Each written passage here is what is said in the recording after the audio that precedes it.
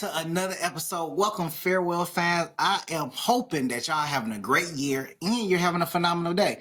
It is your host, MNG, and I am here to have another conversation with you. And I have brought a great guest with me, Beatty Carmichael, and we are here to kind of talk about, well, let me say, Beatty Carmichael, aka Mr. Great. So I gotta Not put Mr. Wonderful, but Mr. Great. I had to put it out there. So we're here to talk to you about forgiveness. And it's one of the things that I will be honest, I struggle with myself. I struggle with forgiving people. I've held grudges with people for years until I was able to forgive them. And it could be over the smallest things. And it's things I'm pretty sure everybody, all the fans struggle with themselves. So, babe, go ahead and introduce yourself to the farewell fans. Yeah, well, hey, it's great to meet all you guys. I've loved getting to meet you as well, MNG. And I'm from Alabama.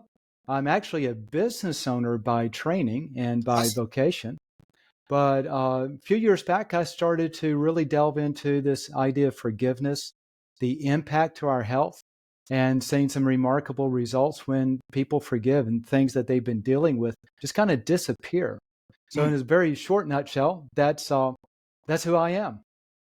Okay. So when we're talking about forgiveness, and everybody know what forgiveness is, right? Is somebody has done something wrong to you, and you're forgiving them for the, dare I say, atrocity that they have committed against you, correct? Absolutely. And it can be a smaller thing. Somebody could have called you a liar, and you like, you know what? I'm fed up with it. I don't want to deal with you no more. Or they could have wronged your family member, whatever the case is. And with forgiveness, there are times where we just carry around baggage, especially as men. I believe that we carry around a lot of resentment and a lot of hate, and well, not hate, but some resentment, some regrets along with us. And it's kind of difficult to kind of forgive and kind of let those things go. So why do you think so many people, especially men, struggle with forgiveness? Well, men have big egos, for one. And um, when you really get down to the root of forgiveness or unforgiveness, it really cuts down to the core, because what unforgiveness is focused on is a betrayal. And because we have egos, and also a lot of men, there's a very high loyalty factor with a lot of men. You see this like in the, writing for the brand, whatever that brand may be. Right. And then when you're betrayed by someone, especially within your brand, whether it's your family or your close friends or a partner or someone like that, it just cuts so deep that it's hard to let it go. And a lot of times we hold on to unforgiveness, believe it or not, because we want them to know how much they hurt us. Right. And it's been said that unforgiveness is the poison that you drink, that you're hoping someone else is going to get sick. Wow. Does that make sense? That does make sense.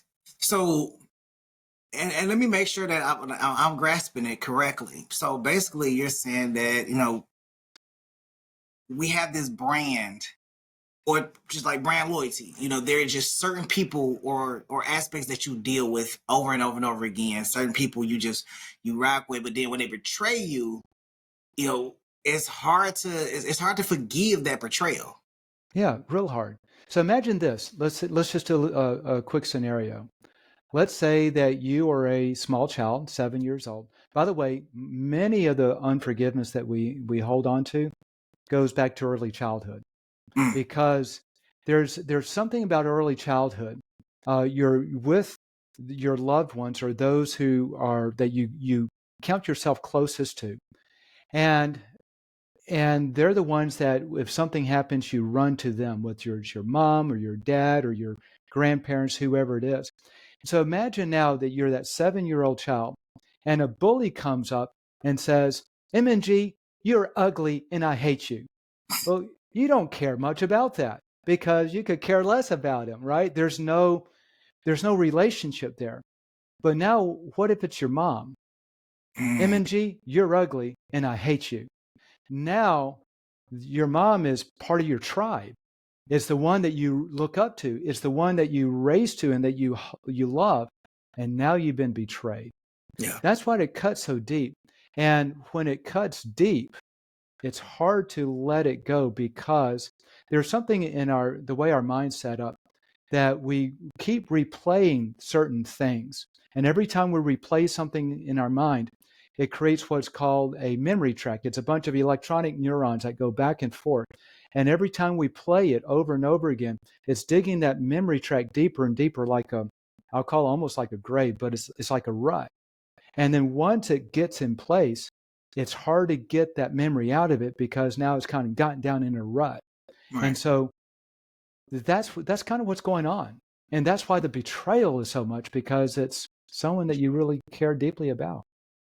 You know, that takes me back to some stuff that happened in high school.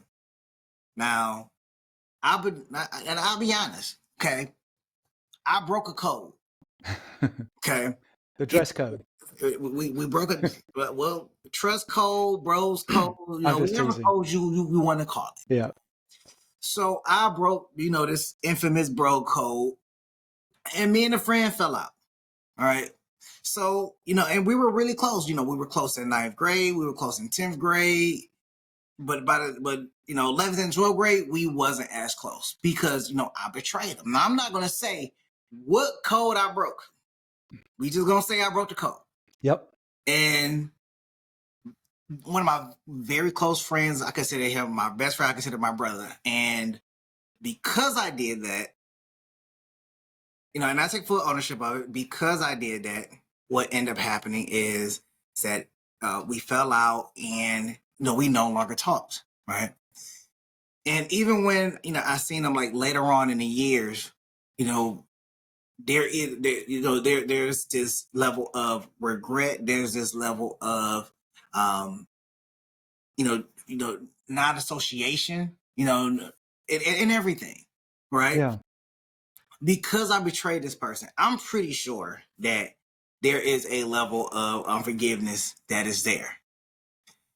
In reaction to what occurred, I ended up getting into a fight that was associated with that incident years later that we were all in the same vicinity of.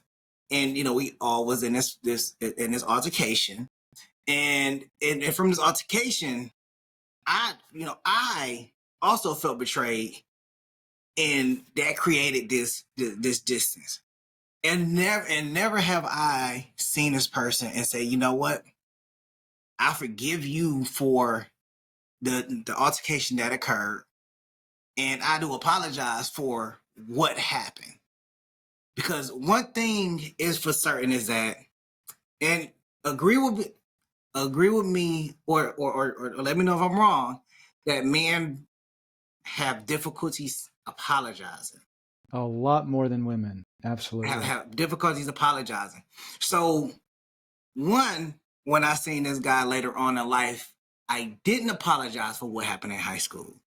I didn't show the brotherly love that I should have showed at that time or later on to say, what happened then was very childish, was very selfish, and I should have did better and right by our friendship. Because that should have came first, right? But I didn't do that.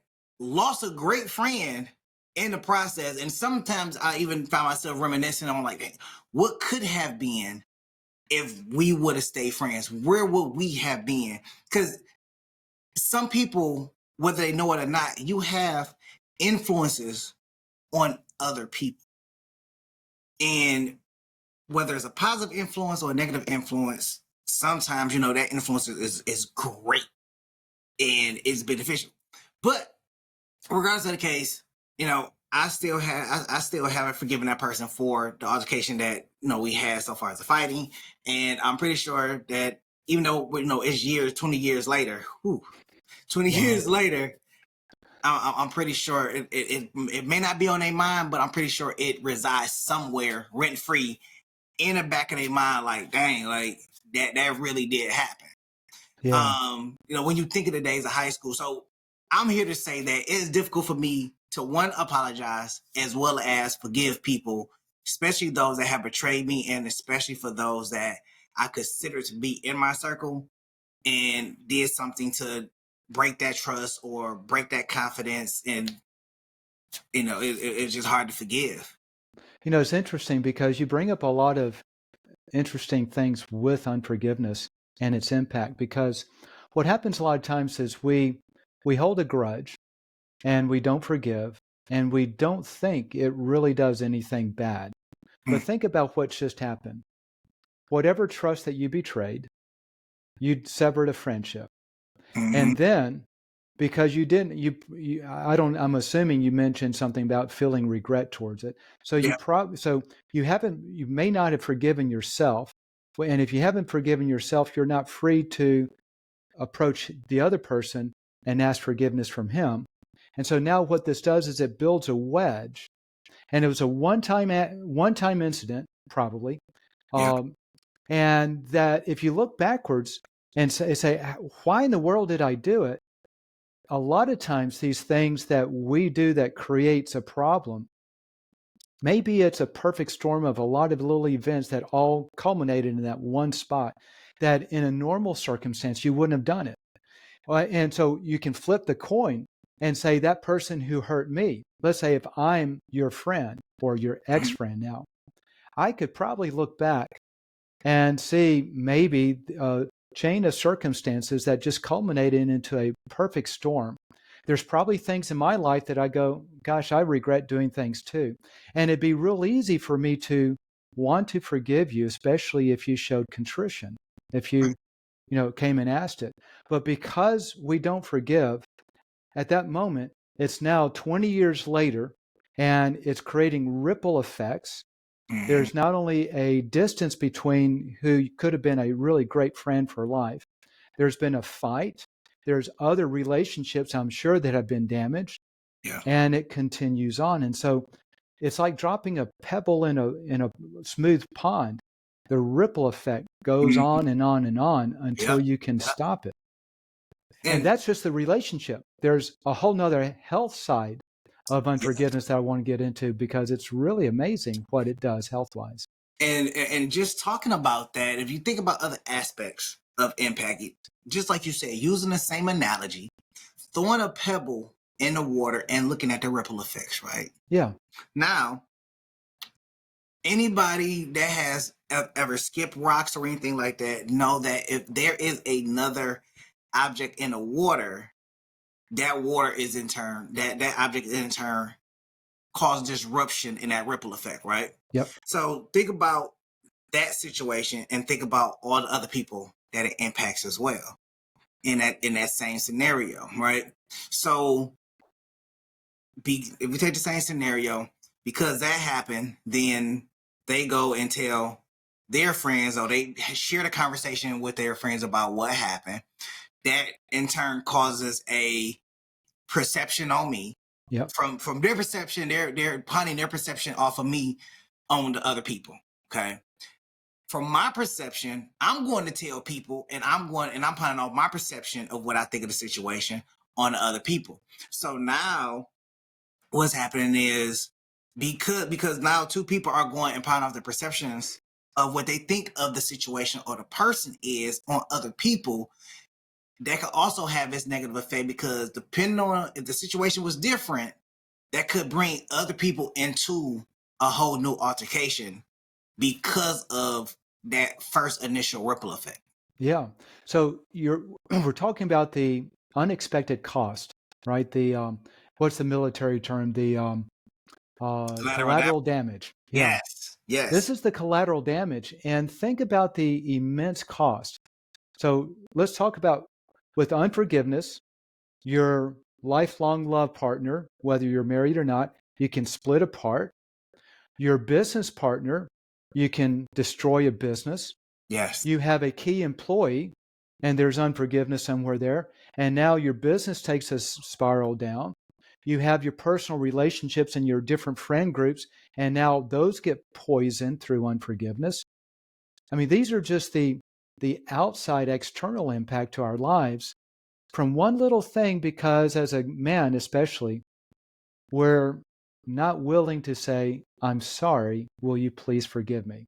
And on the other side, we're not willing to say, even without that prompting, I forgive you. Mm-hmm. Because all it takes is a forgiveness and everything calms down. But because we don't forgive, it's like everything continues to ratchet up higher and higher and continues to take a toll in our lives. And it's Correct. destructive. In fact, this is interesting.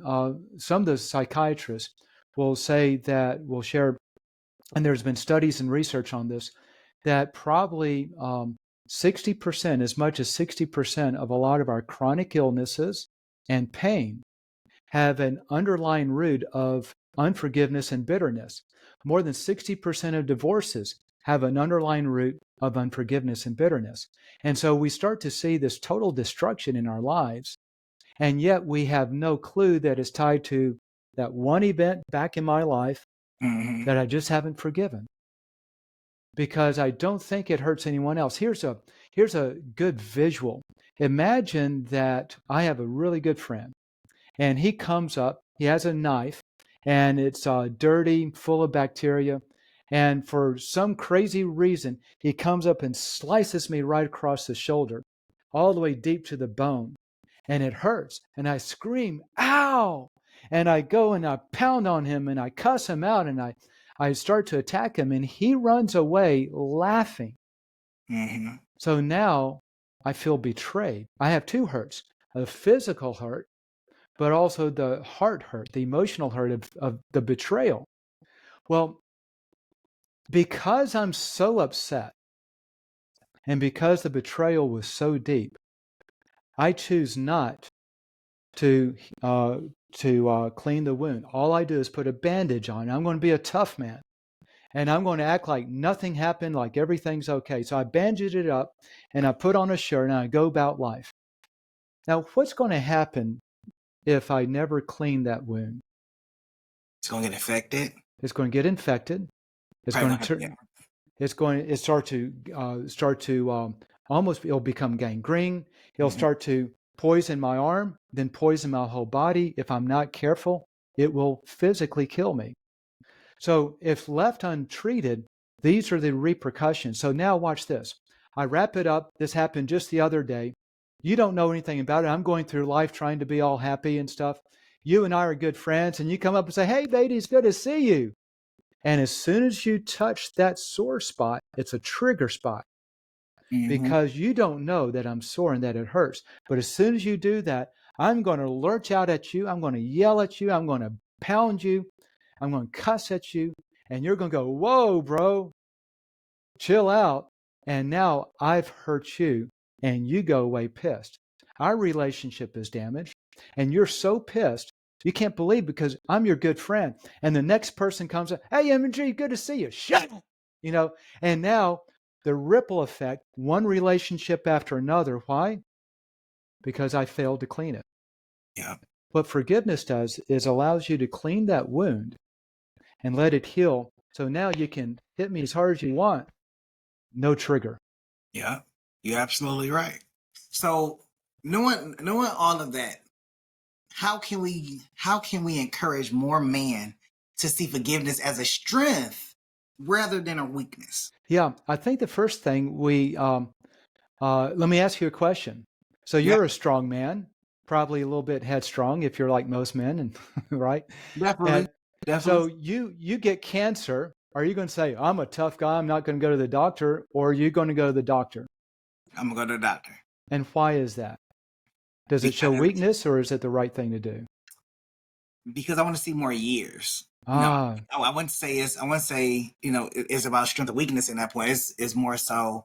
I feel like I have a lot more to give. I have a lot more to live for, and there's still things I want to see happen around me. So far as family members and yeah. everything, in order to, I want to live on to see that. You know, So let me put a word to that. Self-interest. It's in your best self-interest to go to the doctor. It hmm has nothing to do with strength or weakness. It's, you want to live longer, you want to live happy, you want to live in good health, you want to be there as your family grows. Well, forgiveness is the reason to forgive is because it's all about self-interest.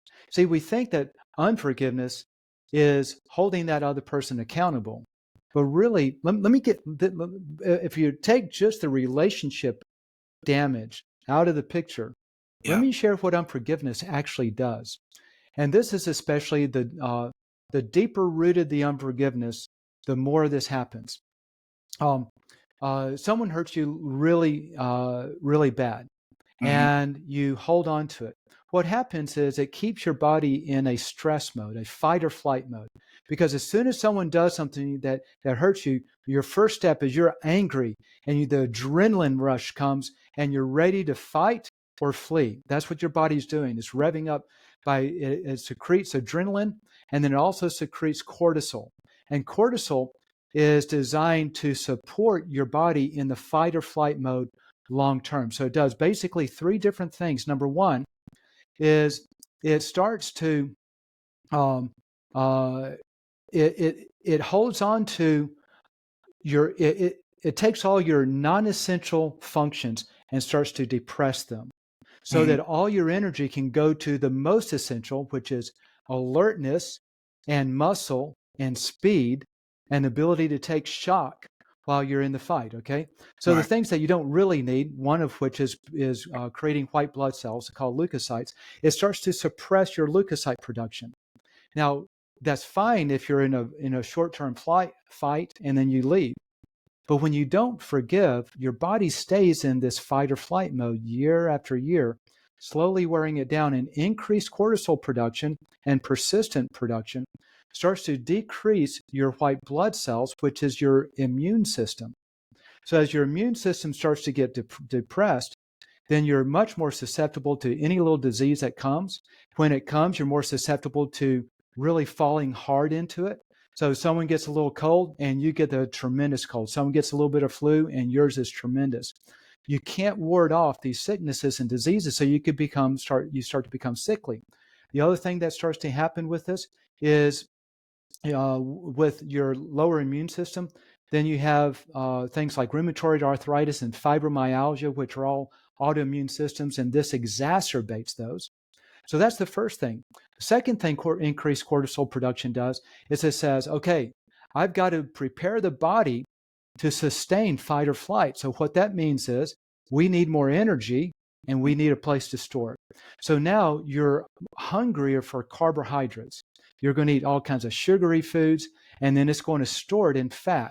And the fat is called visceral fat. It's in your belly.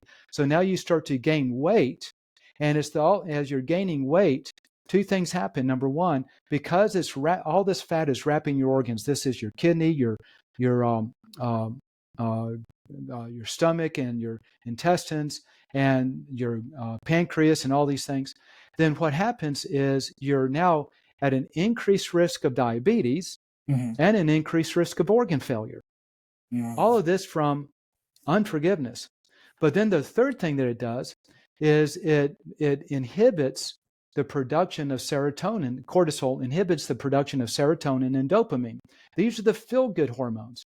So if you've ever had a day that you just felt, wow, this is great. Like once you finish exercising, everything's, you're cleaned out, you got good oxygen, and it's just like everything's beautiful.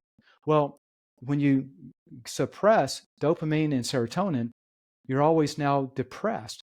And so by unforgiveness, you're in this depressive state. But then I've seen unforgiveness go even further. I've seen people with chronic pain, sciatica, back pain, foot pain, blurry eyes, and just kind of torment simply because of unforgiveness. Mm. And I don't know if have you ever seen someone that they just always look really ugly and upset all the time? All the time. Yeah. Yeah. Yeah. And you'll see this especially in women, this transformation, only because women are prettier than men. And when someone has been maybe not as pretty as you, but definitely prettier than me. But what happens is this: you'll see a woman who, when they have deep unforgiveness, like they're something with their mom, and It goes back to early childhood, and they just can't forgive their mom for something or a consistent pattern. That woman usually looks ugly. She's not attractive, even though she could be attractive. It's like she always has this permanent scowl on her face and permanent wrinkles and everything else. And once that person forgives, it's like literally almost instantly they turn beautiful. I've heard people say that when you let go of unforgiveness, that it'll de-age you by about 10 years, especially if you've had long-term unforgiveness, because all of the stress goes out of your body. And you don't even know that you're carrying this stress because you carried it for so long. It's just now part of you. But when you're able to release it, it's like everything changes. In fact, you're talking about, what can you say and encourage a man to forgive when it's kind of like manly to hold on to that unforgiveness? I remember I was at Walmart one day, and my wife and I met this young homeless couple. They had just gotten an apartment, government apartment. So we took them inside to buy them some stuff and to help set up the apartment. And while we were there, we got them a self-help book on just like spiritual growth and stuff. So as we're walking down the aisle, the woman's name is Lanita and the man's name was Brandon. And as we're walking down the aisle, Lanita's carrying the book. It's about the size of my book, okay? And I was teasing with Brandon, and I said, Brandon, you're going to have to fight Lanita to get the book. She said, oh, no, Brandon will read it to me because I can't read. And so my heart just took a lump and jumped down and said, oh, I'm so sorry, Lanita. Did you never learn to read? She says, no, I know how to read, but I can't see to read. Everything is blurry. And at that time, Brandon had on, I was looking for a prop, I don't have one, but a knit cap that said Levi's in great big letter. It was November, so it was kind of cold outside. And we were standing about 4 feet apart. And I said, Lanita, can you read Brandon's cap? And she says, no, I can't. It was that blurry. I gave her the book that we got and said, show me in the book. Can you read the book? And she takes the book and she pulls it up about 3 or 4 inches and slowly starts to read it.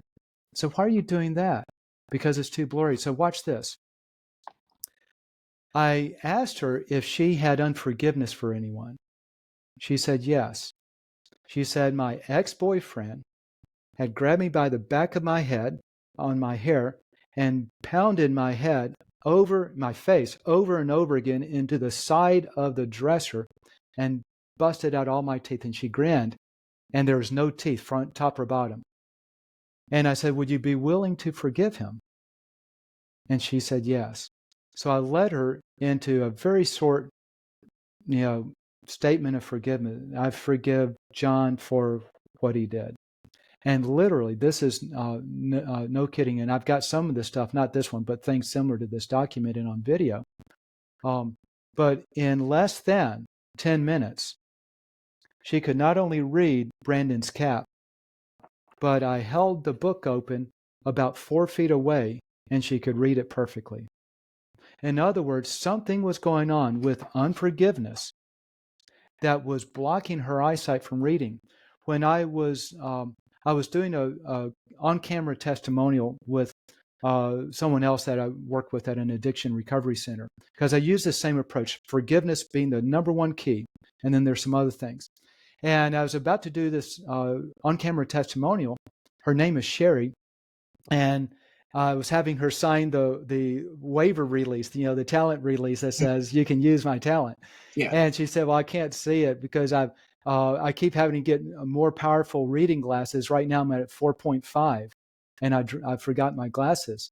And I said, okay, so I needed to get her signed it. So I said, well, let me ask you, Sherry, do you have unforgiveness for anyone? She said, yes. One of the friends there at the Addiction Recovery Center did something. Said, would you forgive her? She said, yes. She forgave her. And then in a few minutes, she could read the entire form.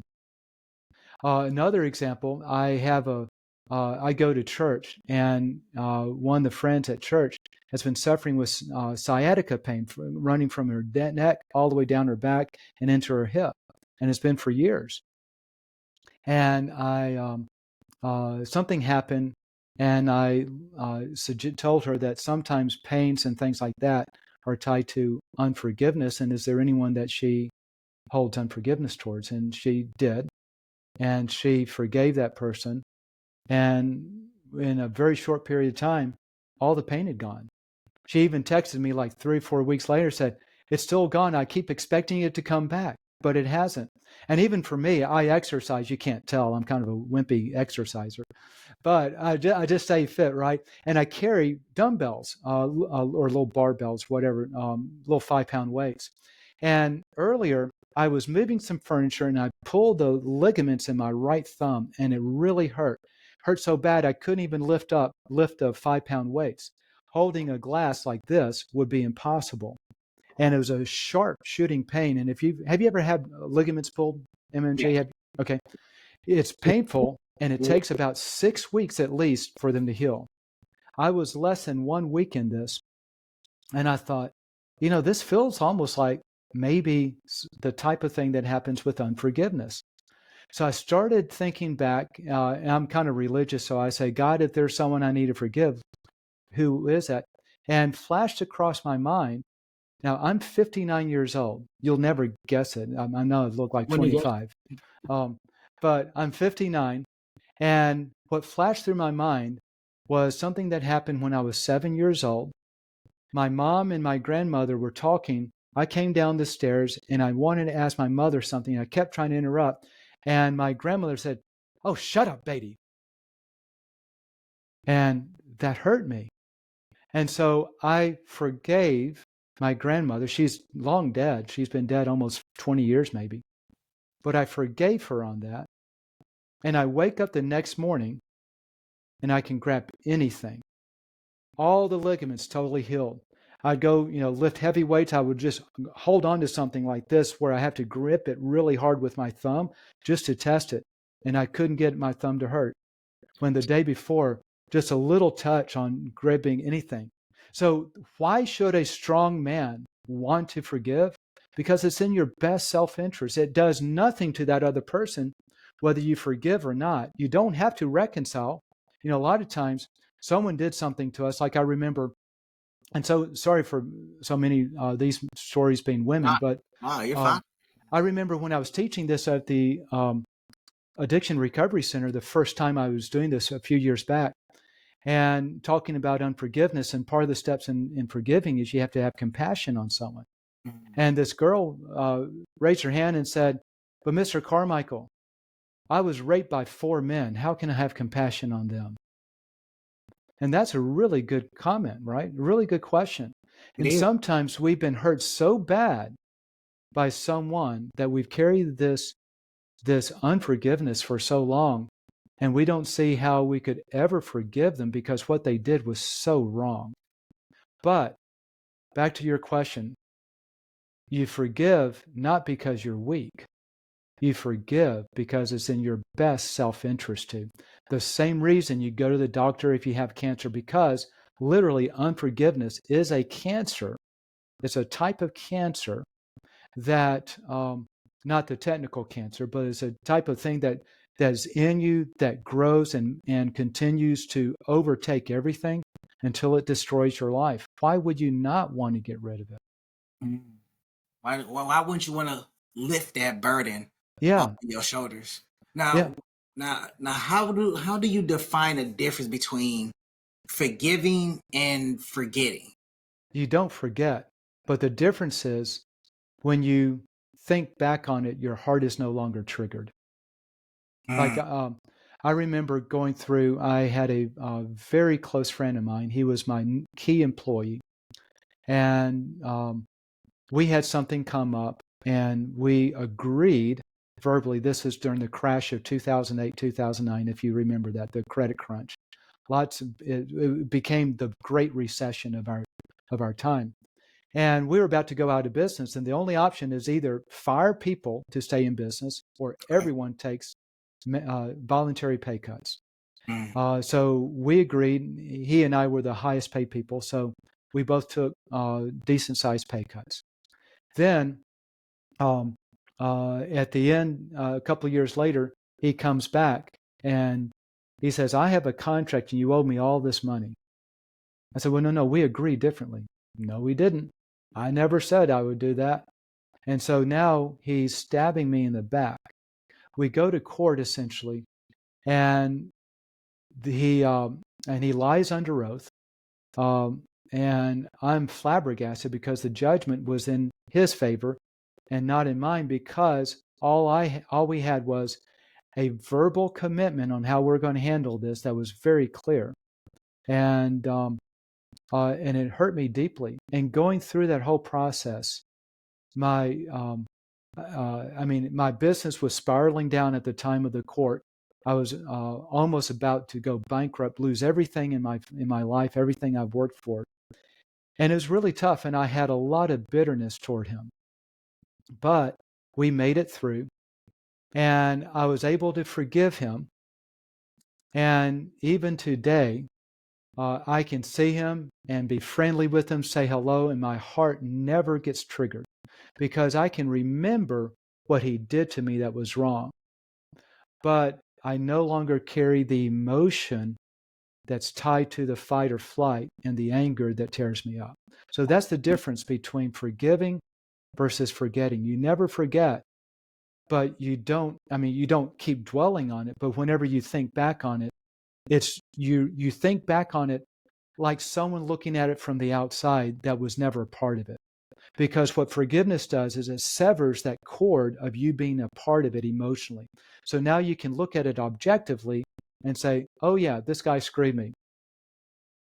Yeah. Next. And there's no emotion tied anymore. Now, earlier you stated that that unforgiveness is linked to some health issues. Yes. Now, can you explain some of the? Now, you explain some of the physical. Can you explain some of the psychological effects that it can have on a person? Yes. Yeah. So unforgiveness, I can explain what type of psychological effects, but without talking from a spiritual side, not religious, but spiritual, I cannot explain why you have these psychological effects. But unforgiveness psychologically will bring about the primary types of mental illness, which like anxiety, but most importantly, depression. There may be some other things, but depression seems to be one of the most common, because what's happened is that thing that happened that you're so upset at, you keep dwelling on it. Even if you don't dwell on it, you kind of push it in the back of your mind, it's still running in your mind. Mm-hmm. And so your mind is unconsciously dwelling on it. And because it's dwelling on it, it's causing depression, right? Because it's depressing what happened to you and all that you lost because of that. And what you don't really think about is all that you continue to lose because you haven't dealt with it. And now watch this. Now let's magnify it. We're only talking about one person that you haven't forgiven. But what if there's 2 or 3 or 4 over time? Now all of this starts to multiply even more. And your mind you're never happy because it's taking away your serotonin and your dopamine. You're never in those happy, feel-good moods. You're always down, always dark. All these, your life is dark. And that's the type of thing. I remember a 13-year-old girl. Her parents were going through a divorce. They're good friends of mine. And I went over to the house because it was that day or just recently that her mom served papers on her dad. Divorce papers. And but they've been going through battles, and I'd never seen her. She's actually a cousin of mine, so we're really close. And she was 13, and ever since probably 7 or 8, I'd never seen her smile. She wore dark clothing. She was always dark, and she always, whenever she walked, she was just kind of like hunched over like this all the time. And I asked her, I said, do you ever feel like you're carrying a heavy backpack through life and it keeps getting heavier and heavier? So this is that mental thing that you talked about. A lot of times we feel like we're carrying this heavy backpack in life. And we don't know why it's there. Unforgiveness is a huge part of it. And she goes, yes. Do you feel like your life is dark? Yes. Would you like to get rid of it? Yes. So I guided her primarily a couple of things, but primarily in forgiving her mom and forgiving her dad, both for what they're doing to each other and Mm-hmm. for her, and forgiving herself for anything that she may be feeling like maybe she's cause of this. Because as a child, you can't discern that it's not you causing the divorce, but as a child, you frequently think it is. And literally within, she popped up once I led her through that. She said, "Is it normal to feel lighter when you do this?" I go, "Yeah." And she gets up because she was just kind of lying on the floor going through this process. And it took about 5 or 10 minutes. She gets up and she's beep bopping around in the kitchen. She's humming. She's got this beautiful smile on her face. I mean, the whole countenance changed. And the primary thing that she did was simply forgive. Why that happens is a spiritual, but what happens is very clear. It's always the same type of things. We're just weighted down and we're carrying a heavier burden, and it just will never leave. You know, thinking about that, the mental aspect of it, thinking about unforgiveness, thinking about, so I had an auntie that recently passed. Well, not recently. She passed like last year. Old age. No, nothing serious or anything. Yeah. And when I was 13, there were some things that me and my mom was going through. And this lady called me and condemned me in probably some of the worst ways that that I could think of from a family member. Me personally, Yeah. I'm pretty sure some things happened worse for other people, but for me, this was worse. And from that day, I didn't talk to her, didn't see her or anything, and then she died, and I went to her funeral. Now, I'm gonna be honest, I didn't shed not one tear. I didn't shed not one tear because of um, the the dislike that I still have for the the and I couldn't understand why I couldn't feel how everybody else was feeling in that moment. You know, and I made an episode about this, talking about, how do I forgive a person that is already gone, that I can't get justification from, about the conversation that we had, about some of the instances that happened over the years.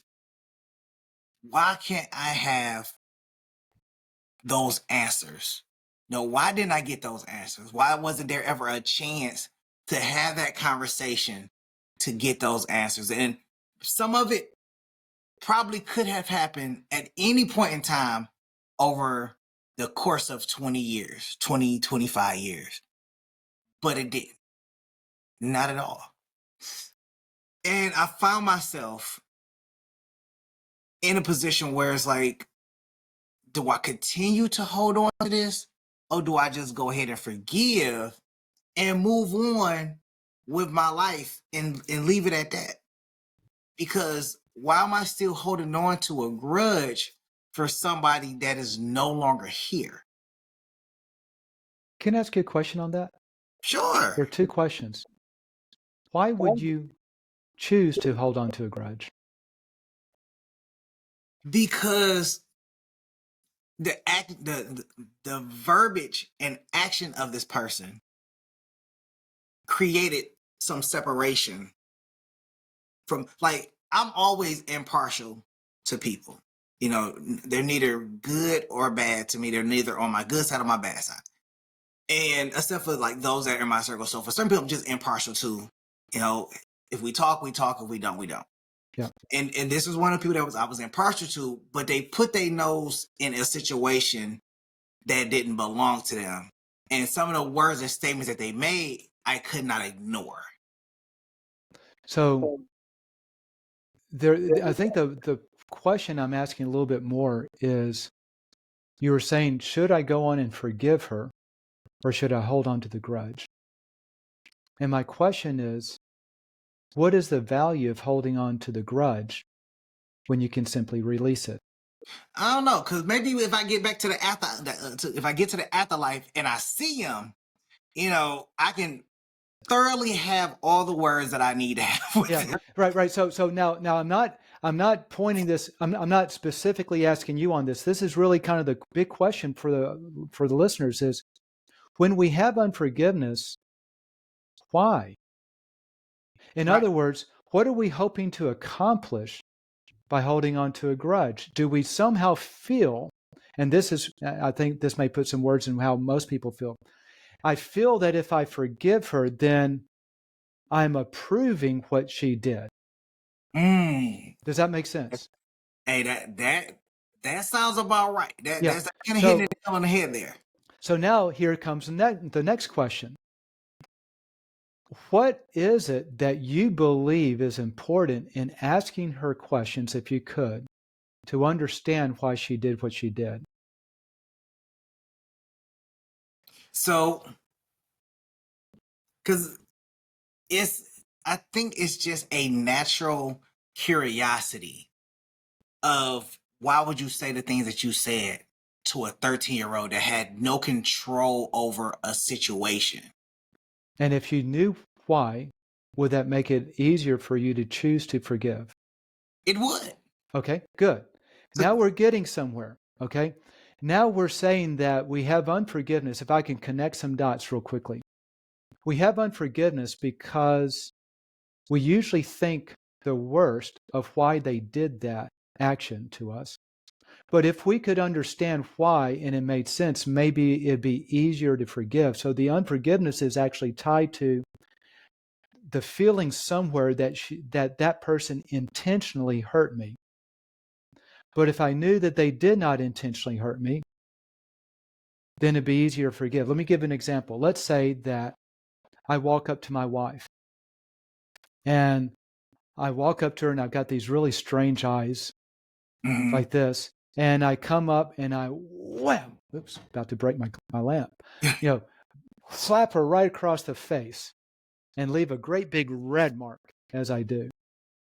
Now, I've hurt my wife physically, but I've also hurt her emotionally. Does this make sense? Yeah. Yeah. It's hard to forgive the emotion. It's easier to forgive the physical pain than the emotional pain, because she's known me all these years. And why in the world would I do that to her? Now it's a betrayal. Yeah.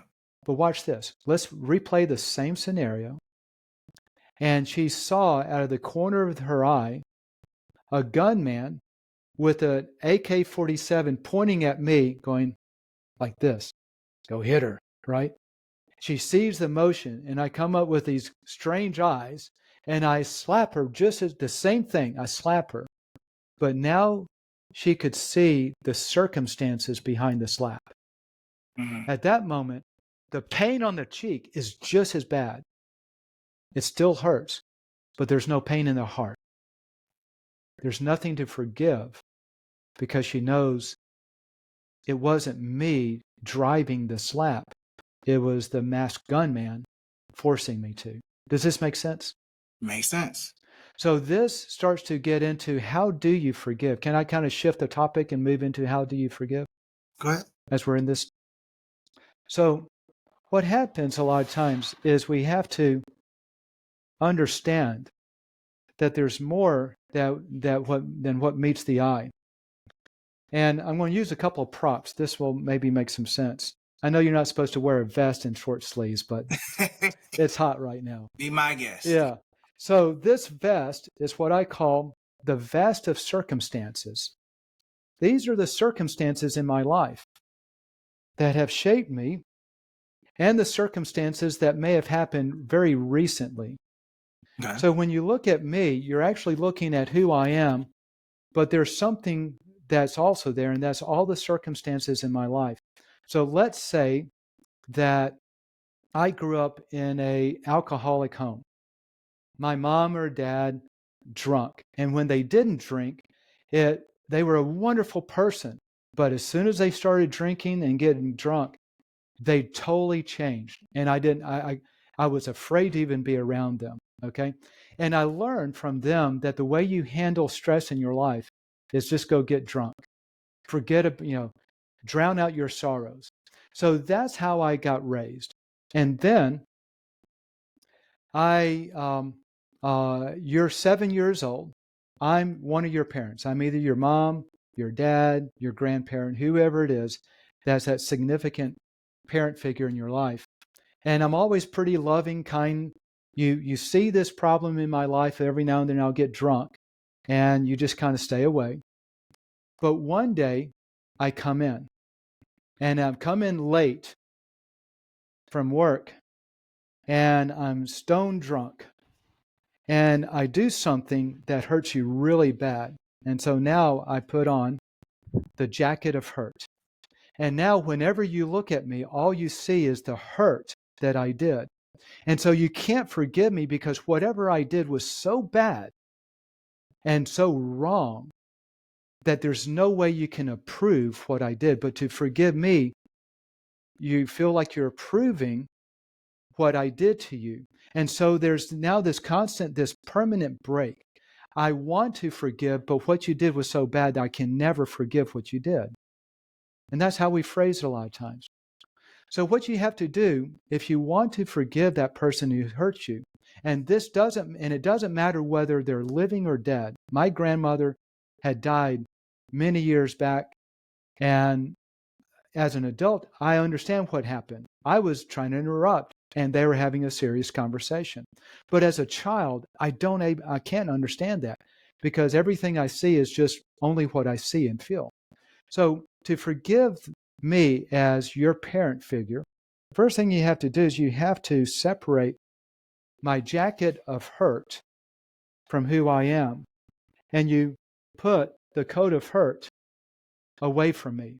Now, what I did hurt you, it wasn't me. It's what I did that hurt.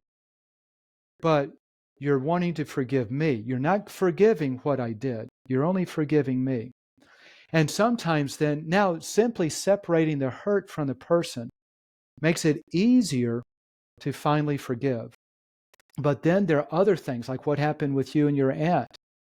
You got to know what was she thinking? Why did she do what she did? So at that point, we have to look at what either are or could have been the circumstances. You find out, you can look back later in life and realize, and how you've figured it out, is that day I went to work. I'm really worried because we're always paycheck to paycheck, and I was trying to pay bills the night before, and there's just not enough money, and I'm already kind of scared. And I go to work, and what happened is something happens at work, and a coworker of mine accuses me wrongly because they stole money, they did something, and they pointed the finger at me. The boss believes their story, not mine. And so now I get fired from nothing I did. And now I'm not only angry and pissed off at that person for lying, but now I'm terrified because my income is the main money for supporting our family, you and the rest of the family. And now I'm terrified. What am I going to do? I don't have a job. I got this mortgage, can't even pay the bills. Mm-hmm. And so I do the only thing I know to do. I go drink. And so you can see this vast of circumstances in my life, how it could create a perfect storm that when I came home, you just happened to be at the wrong place at the wrong time. And it wasn't really me. It was the circumstances that led to the action that hurt you. But it wasn't me. I am different from my circumstances, and I am different from the action that I did. So once you look at the circumstances, you can start to have compassion on me and say, I've done things I'm not proud of either. And they weren't really me, but there was a sequence of events that culminated into that perfect storm. And I deeply regret what I did. So now you can say, I get it, because I'm not perfect either. And by looking at the circumstances, you can have compassion. Separating me from what I did to you, now you can forgive me and never have to forgive or approve what I did to you. Does that make sense? Makes sense. That's how you forgive. And not only that, the third part of forgiveness, the first part, just to give you the 3-step sequence, you separate the action that hurts you from the person. Step number 2, you look at the circumstances that might have been in that person's life that caused that person to do it. So now you can have compassion. And the third step is forgiveness is a choice. It's not an emotion. You choose to forgive. Just like you said just a moment ago, should I go on and forgive my aunt or hold on to the grudge? And what you were saying, unbeknownst to you, is forgiveness is just a choice. It has nothing to do with your emotion. Mm. You choose to forgive. And once you forgive, there's this huge weight that's just lifted off of you. And things start to quickly shift in your life. And things that normally would get you upset, like that trigger point on my shoulder, Yeah. they don't bother you as much. And you start to notice that life seems to be better, more at peace, more joyful, less ugly, more bright and happy, simply because you've gotten rid of this extra weight that's been weighing you down. So with that, and I know you have a book, where can they get your book from? Yeah, so let me talk about the book for a moment, because the work I do as a volunteer is I teach at this addiction recovery center. It's the largest one in North America, and it's a women's only recovery center. So they house 500 plus women. My class is the favorite because for every 20 students that come into my class, this is my textbook. I literally just give them the book, and I make time for them in the class period for them to do the worksheet in the back. I'll teach them a little bit about what the book teaches in the writing, but they're doing all the work on their own. And when they do that, nearly for every 20 students that come in, addicts who have addictions, chronic pain, lots of unforgiveness, because most of their life has been in trauma, and they've been abused, they've been molested, they've been raped. They have all kinds of mental illnesses. They're even on medications for that stuff. Nearly 18 out of 20 leave my class completely free of it all.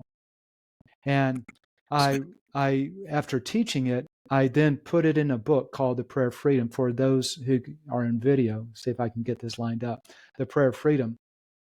And because if you were to type in Prayer of Freedom on Google or on Amazon or any place like that, there's so many things about prayer and freedom that the best way to get the book is add the word book at the end, theprayerfreedombook.com. Okay. And goes to a website of mine. You can get discounts on the book. It has some free information, but most important, it's got a link straight to the Amazon page, straight to the book. And that's the best way to get it, is theprayeroffreedombook.com. I call it the prayer of freedom. This is not a spiritual thing. I mean, it's not a religious thing. But out of everything I do with the folks at the Addiction Recovery Center, the number one thing, except for getting rid of addictions, the number one thing that they go through is simply forgive. And I've seen all kinds of torments out of their lives just disappear. See, what happens is it's not a single kind of torment. Sometimes it's a mental issue, anxiety, depression, bipolar disorder, things of that sort. Sometimes it's a pain issue, like that sciatica pain, or things of that sort. And other times it's what I'll call a physical ailment, like glaucoma, where you can't see, or something's not working. I've even I did this with one lady. Her rheumatoid arthritis was flaring up. She'd had it for 15 or 20 years. I simply asked her, "Do you have unforgiveness for anyone?" She said, "Yes, my sister. She did something against my mother 20 years ago, and I've never forgiven her. So would you be willing to forgive her?" She said, "Yes." I just let her, I forgive Susie for what she did to Mom. Literally, that was about it. I asked her to go up and down the stairs to test out her arthritis pain. And she could tell a little bit of a difference that it wasn't hurting as much. By the next day, it was completely gone. And she caught up with me. This is at the Addiction Recovery Center. She caught up with me 4 or 5 weeks later after class, and she said, Beatty, I want to give you an update. Ever since you guided me in that, I haven't had any arthritis pain the entire time. That's And good. so, but back to where to get it, theprayerfreedombook.com. This is the number one key with it. I have a whole teaching that you'll see referenced in the book on forgiveness, how to forgive, especially those people that are unforgivable, and a whole lot more to just totally get free of all kinds of things in your life. Well, Pharaoh fans, you know where to go ahead and get that book from. Make sure you definitely look it up. We will go ahead and put a link in the description just so you can have that easy access to it. Beatty, is there anything else you would like to say to the Pharaoh fans? Yes, life can be absolutely blessed with no stress if you simply do it the right way. And the first step is get rid of this junk that's been holding you back on unforgiveness. Once you do that, it's like cutting the line to the anchor that's been holding you back, and all of a sudden you're free. It's amazing what unforgiveness will do. Well, and with that, we will see y'all on the next go around. I'll see you on the next interview. Peace.